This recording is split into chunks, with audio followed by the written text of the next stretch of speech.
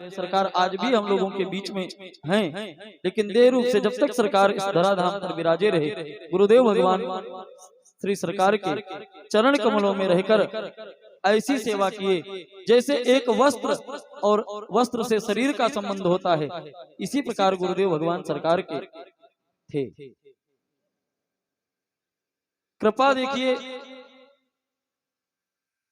किशोरी जी का जहां जन्म हुआ वहीं गुरुदेव भगवान का जन्म हुआ, और निवास किशोरी जी ने विवाह होने के बाद किशोरी जी आई अयोध्या में, गुरुदेव भगवान भी श्रीधाम आए, और सेवा सरकार जैसा कि हम लोग 10 दिन से सुन रहे हैं और पहले से भी गुरुदेव भगवान बताते हैं, श्रवण कराते हैं, पूज्य सरकार दादा गुरुदेव लक्ष्मी निधि जी के अवतार थे।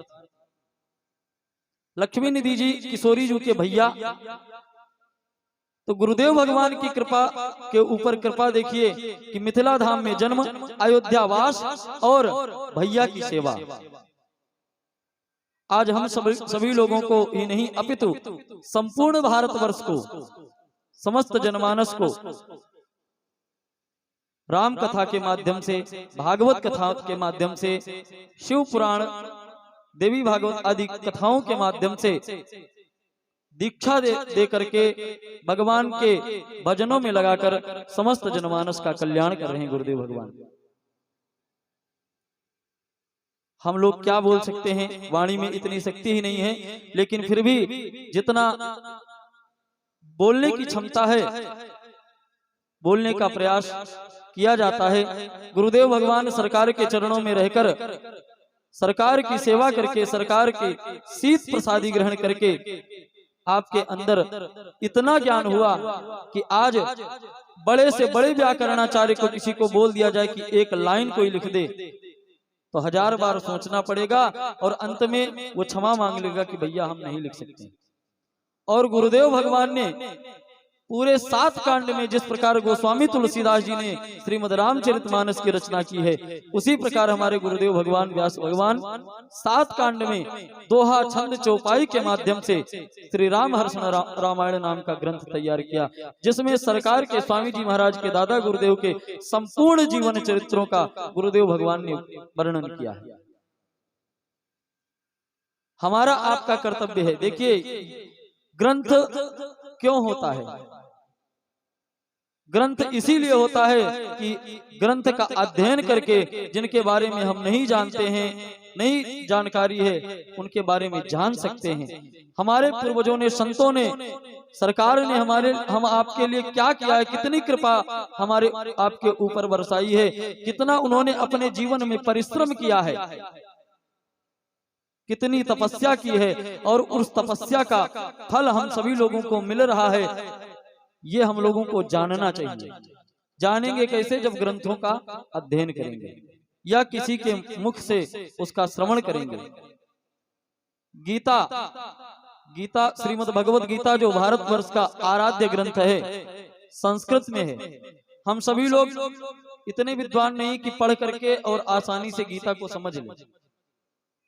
समस्त जनमानस के कल्याण के लिए, हम सब भक्तों के कल्याण के लिए गुरुदेव भगवान ने श्रीमद् भगवत गीता का हिंदी अनुवाद किया और गीता गीतम नाम का ग्रंथ तैयार किया। उसमें भी दोहा, छंद, चौपाई के माध्यम से ही है, हमें आपको आसानी से पढ़ करके और समझ में आ जाएगा, ऐसे सरल भाषा में गुरुदेव ने लिखा है।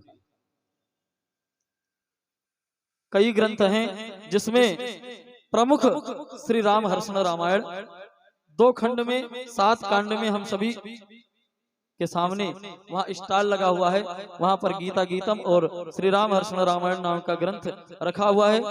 मैं तो निवेदन करूंगा कि जितने गुरु भाई बहन हैं सबको ग्रंथों को लेकर के और उसका अध्ययन करना चाहिए।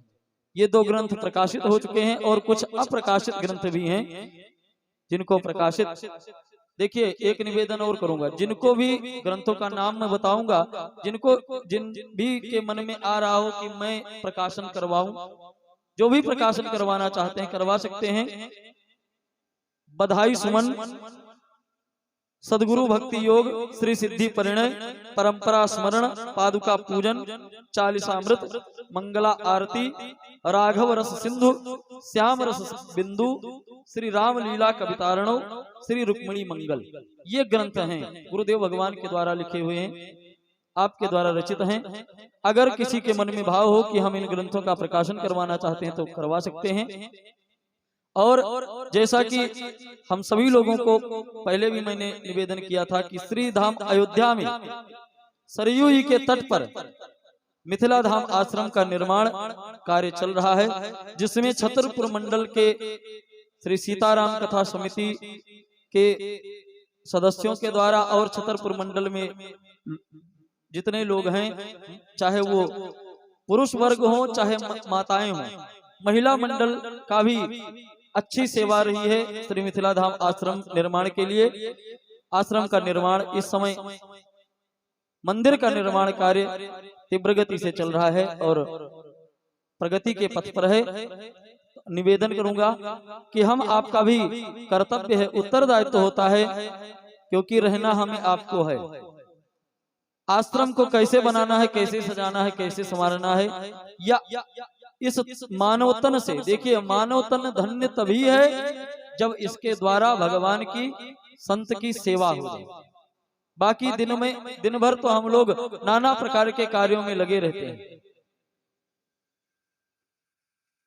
घर गृह कार्यों में, पत्नी के लिए, पुत्र के लिए, सगे संबंधियों के लिए नाना प्रकार के यत्न करते हैं, फिर भी लोग प्रसन्न नहीं रहते हैं। लेकिन भगवान कहते हैं कि अगर कोई भाव से एक पुष्प भी अर्पित कर दे तो मैं उसको स्वीकार करता हूं। मानव जीवन वही धन्य है जो भगवान की कथा पूजा में और सेवा में व्यतीत हो जाए। तो जिनको भी श्री मिथिला धाम आश्रम के लिए सेवा अर्पित करनी है, सीताराम कथा सेवा समिति के सदस्यों से भी संपर्क कर सकते हैं। अभी गुरुदेव भगवान, कल भंडारा है, परसों पटेरिया जी के यहाँ रामार्चा है, परसों तक छतरपुर धाम में गुरुदेव भगवान विराजे हैं, आप मिल सकते हैं। जिनकी दीक्षा होनी है, जो आज देर से आए थे, दीक्षा लेना चाहते हैं, कल सा समय विवेक असाटी जी के निवास पर पधारेंगे। दीक्षा का कार्यक्रम वहीं पर होगा, आप सभी लोग वहीं पधारेंगे।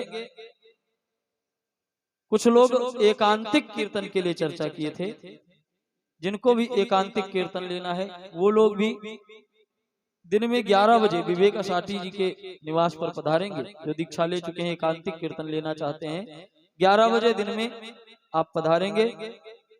आज के हमारे यजमान जी श्री बाल मुकुंद असाटी जी और लक्ष्मी प्रसाद मम्मा जी, आप के द्वारा आज के इस यज्ञ के पूजन का कार्यक्रम आपके द्वारा संपन्न हुआ। और श्री अखिलेश नौगरिया जी श्री मिथिला धाम आश्रम की सेवा के लिए 31,000 रुपए आपने प्रदान किया है।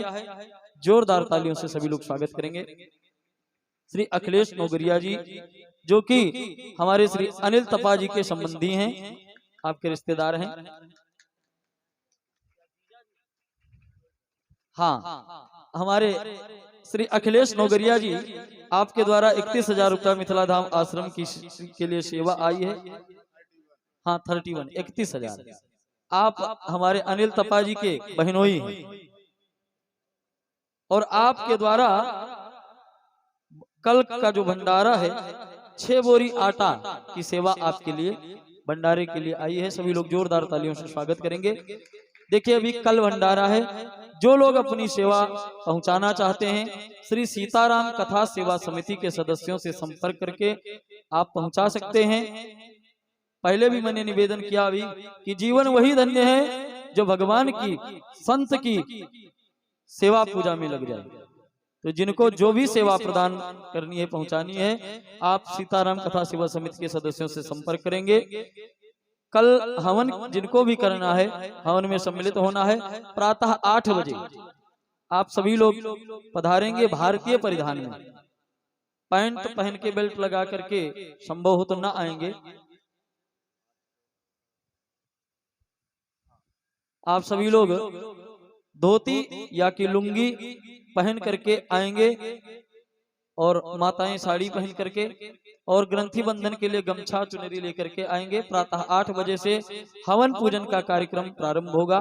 कल के जो यजमान जी होंगे, क्योंकि कल भी वेदी पूजन होगा, तो कल के जो यजमान जी होंगे वो 7:30 बजे पूजन के लिए पूजन सामग्री लेकर के और पधारेंगे। देखिए अभी एक मौका और है, जिनको भी यजमान बनना है ठाकुर जी ने एक मौका और दिया है। कल जिनको भी यजमान बनना है कल बन सकते हैं। वेदियों का आवाहन पूजन जहां हो रहा है पूजन करेंगे और उसके बाद हम